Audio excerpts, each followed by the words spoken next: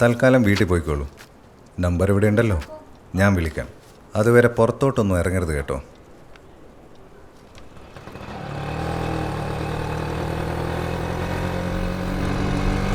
ഞാനൊരു കാര്യം പറയട്ടെ, നമുക്ക് ഇവിടുത്തെ അച്ഛനെ ഒന്ന് വിളിച്ച് വീട്ടിൽ കൊണ്ടുവന്നാലോ?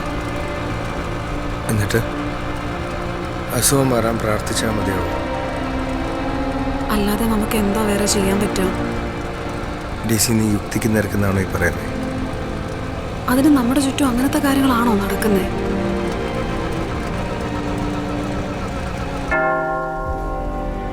സാധാരണ ഒരു വീട് വാടകയ്ക്ക് എടുക്കുമ്പോൾ അടുത്തുള്ളവരോടും ഇടവകയിലേക്കൊന്ന് ചോദിക്കുന്നത് സാമാന്യ ബോധമാണ്, അല്ലേ? അഡ്വക്കേറ്റ് ആണെന്നല്ലേ പറഞ്ഞത്? അല്ല, ഞാൻ പഠിപ്പിച്ചതല്ല, ചോദിച്ചു പോയതാണ്.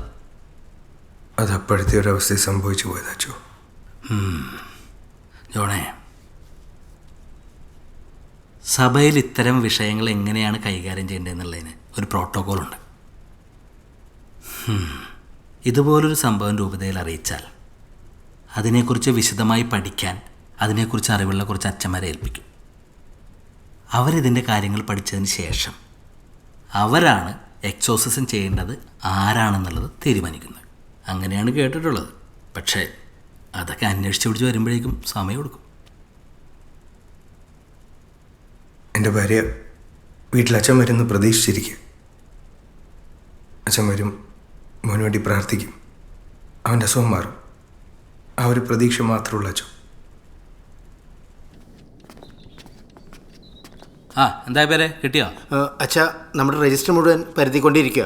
പക്ഷേ ഫ്രെഡിന്ന് പേരായിട്ടുള്ള ആരും നമ്മുടെ ഇടവകയിൽ അക്കാലത്തുള്ളതായിട്ട് രജിസ്റ്ററിലൊന്നും കാണുന്നില്ല. പിന്നെ ഇപ്പോഴത്തെ കുട്ടികളിൽ കുറച്ച് പേര് ഫ്രെഡിന്നാണ്. അത് പറ്റില്ല. ഒരു കാര്യം ചെയ്യ്, കപ്പേർ ഒന്നും കൂടി മൊത്തത്തിലൊന്നും തപ്പ്. ശരി അച്ഛൻ. ശരി.